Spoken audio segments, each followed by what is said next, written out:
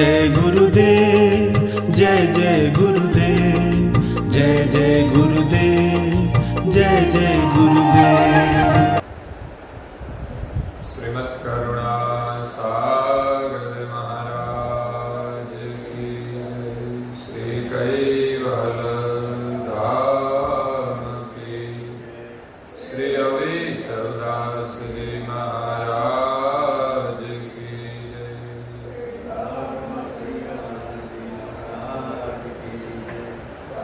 सत्यवल साहेब, सत्यवल साहेब।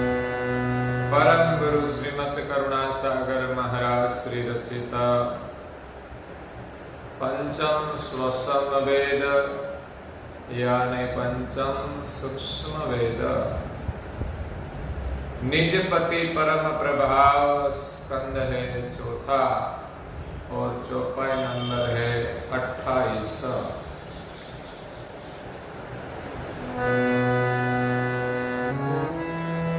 हलन चलन इतिहास भई मूर्ति, जब चैतन्य विकास पाए स्फूर्ति, भय चैतन्य विकास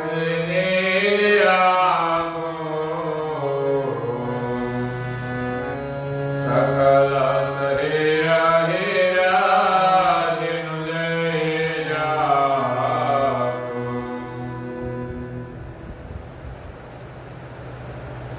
प्रिय भक्तजनों,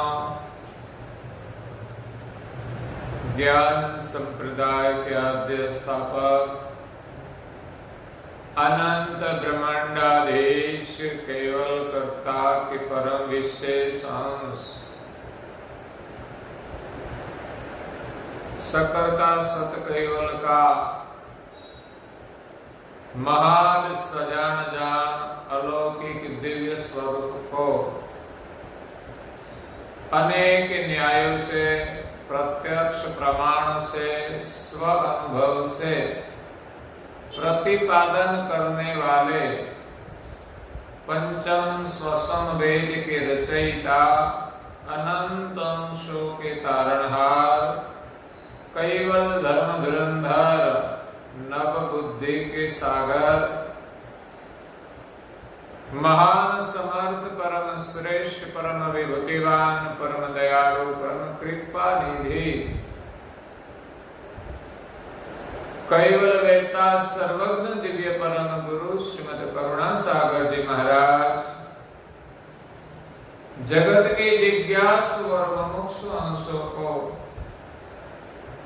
यथार्थ ज्ञान का उपदेश देते हुए स्वरचित पंचम स्वसम वेद ग्रंथ के चौथे स्कंद की 28वीं चौपाई में निजपति प्रभाव का वर्णन करते हुए कहते हैं कि हलन चलन इतिहास भई मूर्ति, जब चैतन्य अविकास पाए स्फूर्ति।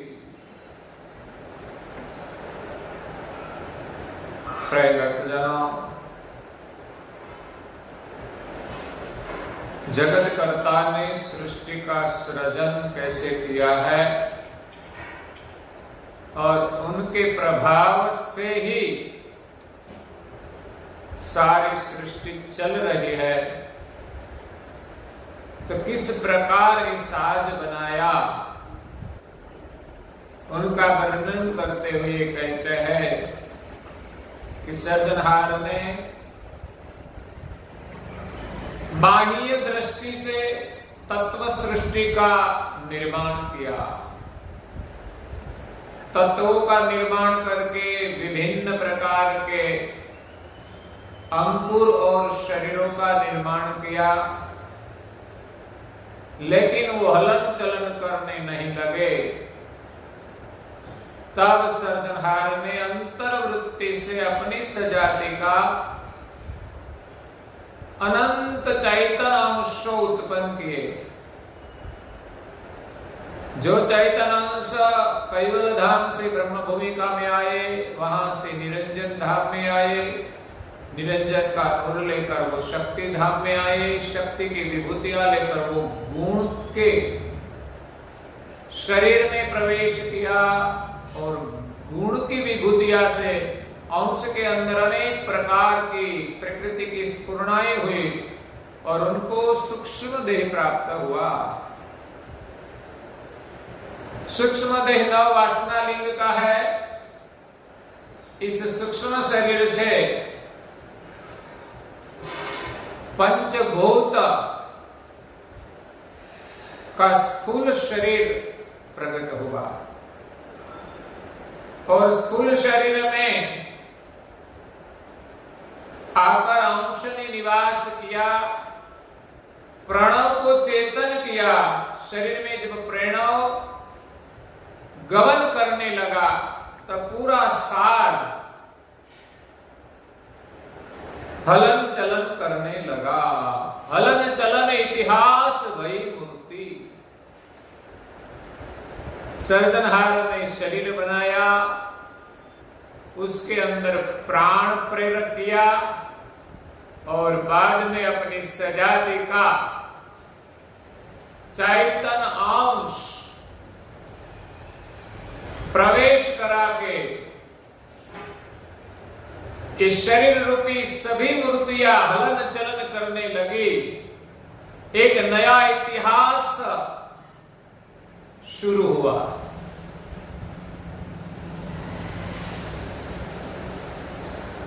तो जब चैतन्य अविकास पाए स्फूर्ति, तो अंश शरीर में आया और उनके अविकास रूप ओहंत प्रणव से अंश ने अपनी जान से इस शरीर को चैतन्य किया। भय चेतन अविकास निज आपू। अंश की सत्ता से अविकास रूप ओहंत प्राण चैतन्य हुआ। अंश ने जान प्राण के साथ इस शरीर में व्यापक हुई। जो सकल शरीर हीर तीनों जही व्यापक। पूरे शरीर में अंश की चेतना हीर के रूप में व्यापक हुई और पूरा शरीर चेतन होकर हलन चलन करने लगा। किस प्रकार सर्जनहार ने शरीर बनाया और किस प्रकार इस समय अंश आकर शरीर को चलाते हैं, इसका वर्णन दिव्य परम गुरु जी ने करके इस विश्व के सर्जनहार का प्रतिपादन किया है। संसार में ज्यादातर लोग तो ऐसा मानते हैं कि जो संसार में आते हैं कुछ विभूतियां है, कुछ विशेषताएं हैं, उन सबको भगवान का दर्जा दे दो। महान पुरुष है, लेकिन सर्जनहार का संबोधन तो एक सर्जनहार को ही हो सकता है, सबको नहीं। जो अपने स्थान पर अचल है, अद्वैत है, अखंड है,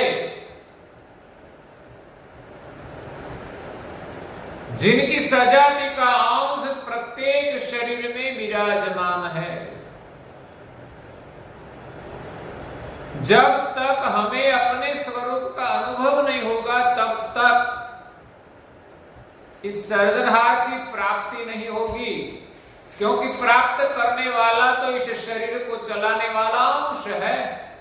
जब अंश को ही हम न जाने और ओहंग रूप आत्मा को हम अपना स्वरूप मान ले, सोहंग रूप जीवन को हमारा स्वरूप मान ले, कि शिव गति को हमारा स्वरूप मान ले, तो हमें अपना अनुभव नहीं होता और अपने सर्जनहार की प्राप्ति भी नहीं होती। तो यहां शरीर किस प्रकार चैतन्य हुआ कि अंश ने आकर ओहम प्राण को सचेतन किया और ओहम प्राण शरीर में व्यापक होकर पूरे शरीर को चैतन्य किया। एकदम अमल राज सर्वदेव एकरन लगे कैवल अंश देव चरम सचेत वेद होई चाले जहाँ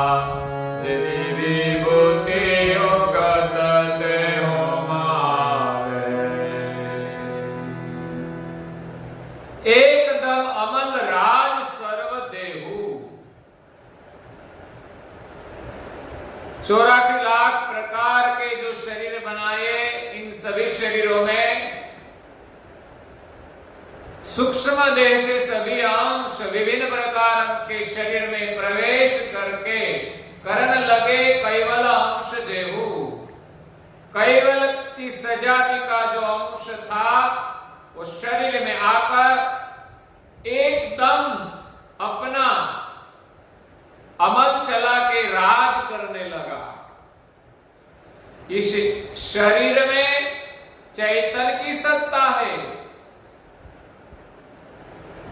तो वो अपना राज करने लगा।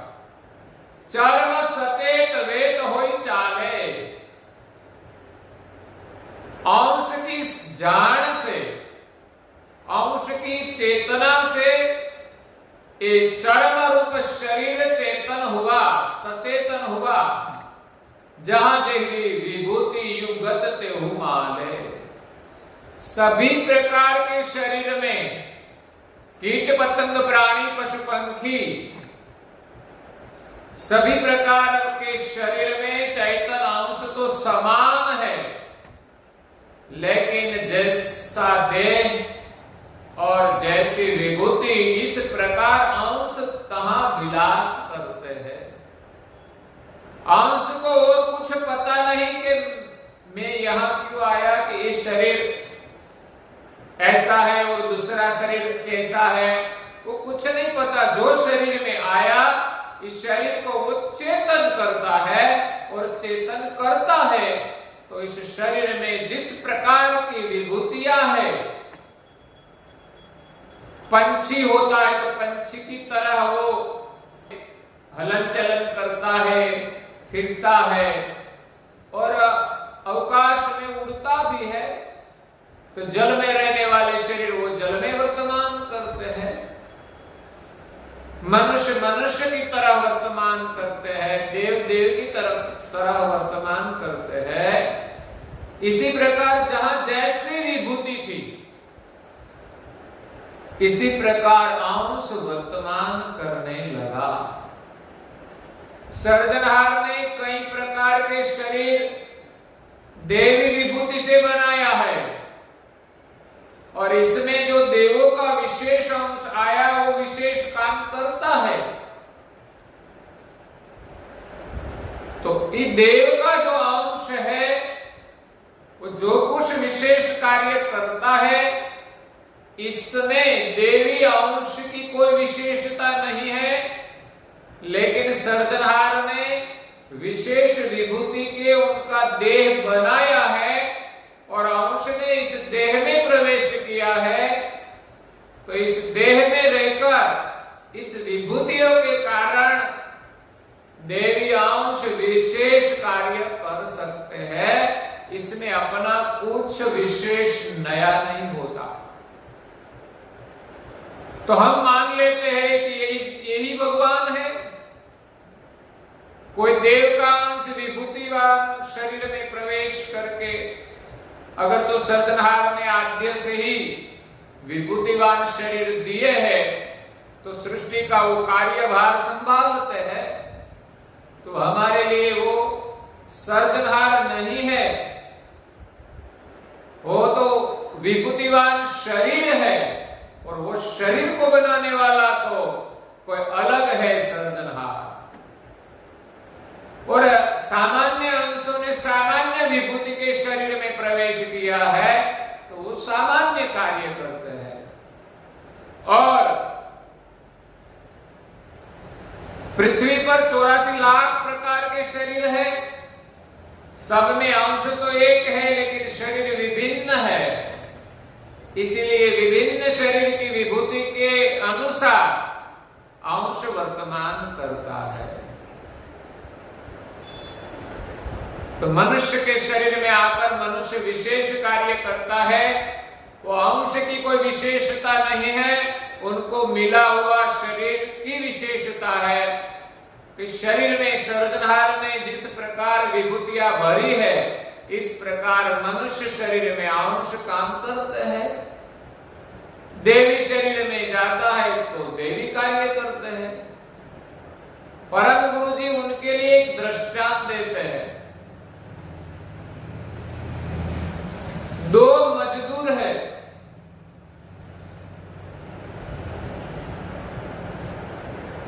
दो मजदूरों को दो काम दिया जाता है कि दो बड़े कोठार है,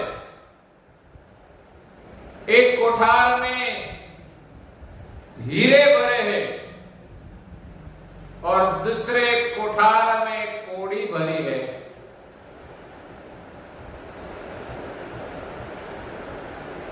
दोनों को कहा जाता है कि आप इस कोठार से जो भरा है वो निकालो। तो दोनों मजदूर तो समान है, लेकिन एक मजदूर ने कोठार से कौड़ी निकाली और दूसरे ने हीरा निकाला। तो हीरा निकालने वाले को क्या कोई विशेष काम किया है? कुछ नहीं, दोनों को मजदूरी समान मिलेगी। जिस कोठार से हीरा निकाला इसमें मजदूर की कोई विशेषता नहीं है, वो तो कोठार में भरे थे वो निकाले।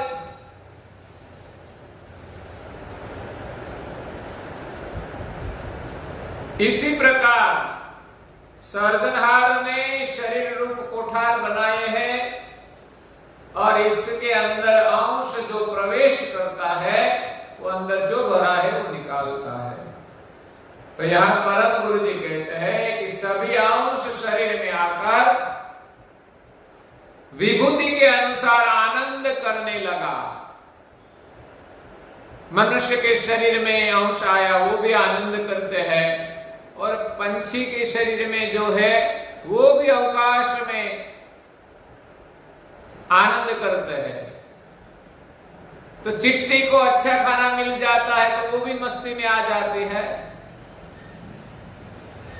तो सभी प्रकार के शरीर में सब अंश आनंद करने लगा।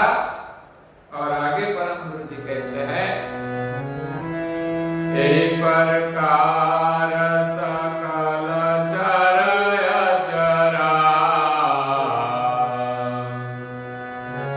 निज चैतन्य खेले घट सचरा खेलत खेल खल कही खेलारी खान चतुर माही आप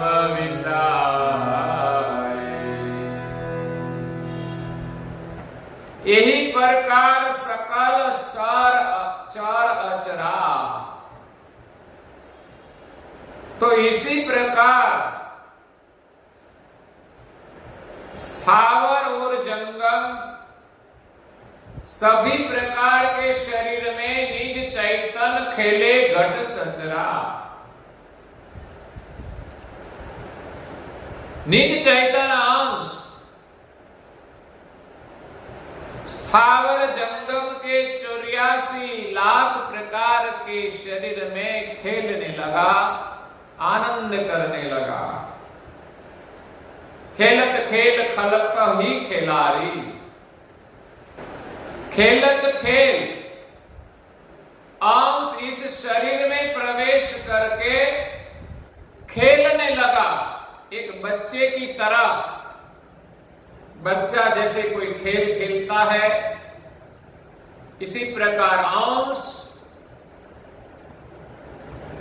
जिस प्रकार का शरीर मिला इस शरीर के साथ आनंद करने लगे, वो खिलाड़ी है। खान चतुर माही आप विसारी, चतुर खान में 84 लाख प्रकार के शरीर में अंश खेलते खेलते खुद को भूल गया। चतुर खान है। खान का मतलब जिस खान से उत्पत्ति होती है उनको खान कहते हैं।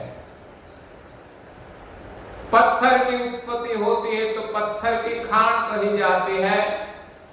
हीरे की उत्पत्ति होती है तो हीरे की खान कही जाती है। कोयला की उत्पत्ति होती है तो कोयले की खदान कही जाती है। तो अंशों ने जो शरीर धारण किया वो शरीर की उत्पत्ति के 4 खदान है, 4 प्रकार है।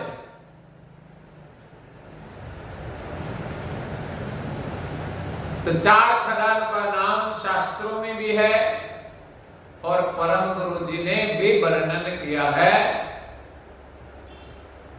स्वेदज, जरायु, उद्बीज और चौथी है इंडज। स्वेदज खदान कैसी है? स्वेद का अर्थ है पसीना। तो जल के हेज से जो शरीर उत्पन्न होते हैं वो सभी प्रकार के शरीर स्वेदज खान के हैं। ऐसे 21 लाख प्रकार के शरीर है जो स्वेदज खान से उत्पन्न होते हैं। उनका बीज जल के अंदर होता है। सोचिए, इनकी उत्पत्ति शरीर से नहीं होती लेकिन जल के हेज से होती है। ऐसे तो सृष्टि में 21 लाख प्रकार के शरीर है जो जल के हेज से उत्पन्न होता है। तो जल के अंदर भी सर्जनहार ने 21 लाख प्रकार के अंकुर, जहां जैसा स्थान हो इसी प्रकार ये जल के हेज से कई जीव जंतु की उत्पत्ति होती है। हमारे सर पर बाल है, बाल के अंदर भी पसीना होता है, तो इसमें भी कुछ जंतु उत्पन्न होते हैं। आजकल कम हो गया है लेकिन पहले तो बहुत ज्यादा फरियाद रहती थी कि इसके बाल के अंदर कुछ जू लग गई है, कुछ बिलग बिलग नाम से उसको कहते हैं, जू कहते हैं, अगर तो लिख कहते हैं, कभी सौराष्ट्र में तो टोला भी कहते हैं। वो ढूंढते थे पहले, तो वो कहां से आया? इसमें था नहीं, जल के हेज से उत्पन्न होते हैं। और हम देखते हैं कि बारिश के समय कभी कभी पानी के हेज से कई प्रकार के जीव जंतु उत्पन्न होते हैं, असंख्य, और थोड़े दिन के बाद रहते नहीं। उसका जीवन काल उतना ही होता है, उत्पत्ति का काल भी इतना ही होता है। तो अल्प आयु है जो जल के हेज से उत्पन्न होते हैं। आप देखें, कोई पानी का पात्र भरा रखो घर में और सूर्य प्रकाश उस पर पड़ेगा तो उन उनका संघर्ष से इसमें भी कई जीव जंतु उत्पन्न होते हैं, जिसको हम कहते हैं पूरा। नाम बिलग बिलग होगा, लेकिन हमारे यहाँ जो नाम प्रसिद्ध है, जो पानी में कई जीव जंतु उत्पन्न होते हैं। और भी हम कई देखते हैं कि कई जल में मछलियां उत्पन्न होती है, वो भी जल के हेज से। समुद्र के अंदर कई प्रकार के जीव है जो जल के हेज से उत्पन्न होता है।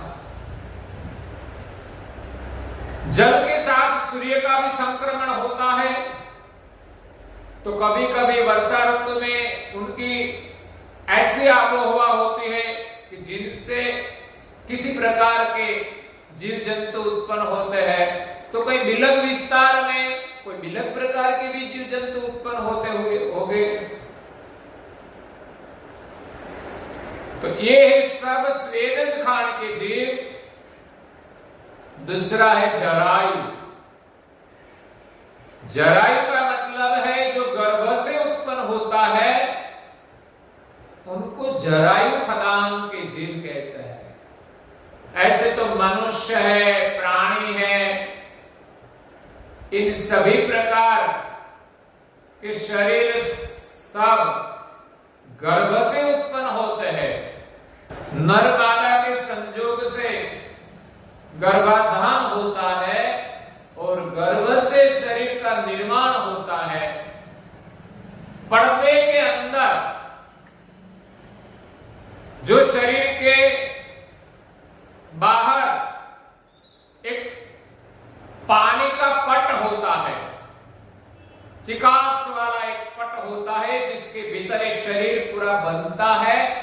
बाद में शरीर पानी के पट के साथ प्रसव होता है, जिस पट के अंदर पानी भरा होता है। तो ये पर्दे से प्रकट होता है, वो सब जरायु खदान के शरीर है। और तीसरा है इंडज खान। इंडज खदान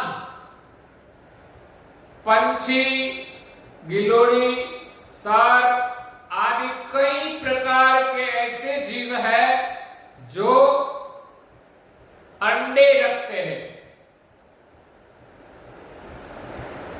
उनके गर्भ से अंडा उत्पन्न होता है, वो भी नर मादा के संयोग से ही गर्भाधान होता है। बाद में वो अंडे को जन्म देता है, अंडा को प्रसव करता है, और अंडे का सेवन करने से इसमें से इस जो जाति है, इस प्रकार के शरीर का उदय होता है। तो वो इंडज खदान की जीव है। चौथा है उद्बीज, जिनका उदय बीज से होता है। ऐसी तो सभी प्रकार की स्थावर जाति है जो बीज से उदित होती है।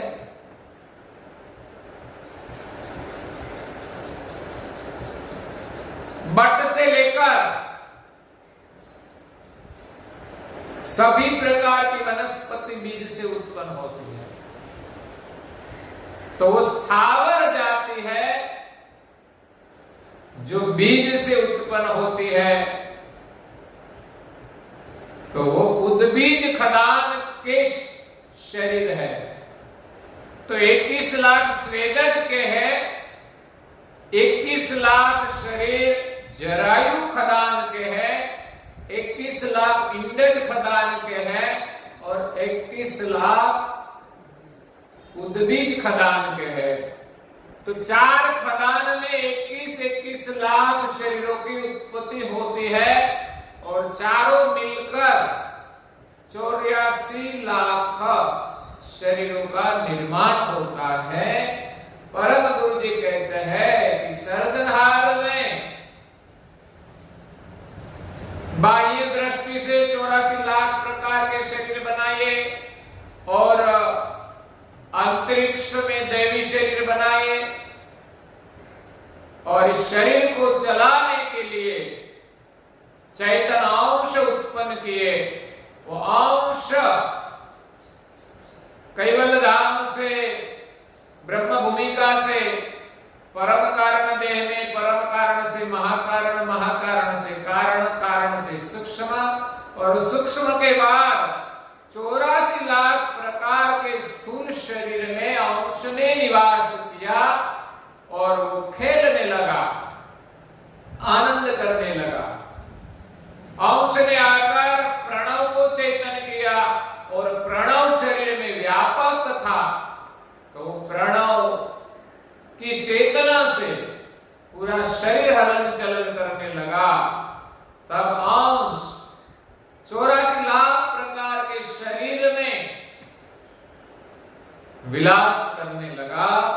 जहां जैसा शरीर था, जैसी विभूतियां थी, उस सब में इस प्रकार खेलने लगा कि खेलते खेलते वो खुद को भूल गया। शरीर के आनंद में आनंद करने लगा और कर्म के अनुसार वो शरीर छोड़कर दूसरे शरीर में जाते हैं। उसको अज्ञान हुआ कि मैं कौन हूं, उसका पता नहीं रहा। कैवल्य धाम से जो अंश आए थे कि मैं निज कर्ता का अंश हूं, वो ब्रह्म भूमिका में आए, तब तक तो पता था, लेकिन परम कारण भूमिका में आए तो कर्ता को भूल गए। वहां स्वरूप की अस्मित थी कि मैं चैतन्य हूं, लेकिन जब महाकारण देह जो प्रकृति का है इसमें आया, तब से ही अंश को विसर्जन हुआ। लेकिन जब स्थूल शरीर में आया, वहां तो अंश को ऐसी जीव दशा लागू हुई कि विभिन्न प्रकार के कर्म करने लगे। स्थूल शरीर में किसी प्रकार वो अंश फंसा। उनका दिव्य परम गुरु जी यहां वर्णन करते हैं, वो हम कल सुनेंगे। और आज के प्रवचन को यहां विराम देते हैं। श्रीमद् करुणा सागर महाराज की जय। श्री कैवल धाम की जय। श्री अविचल दास जी महाराज की जय।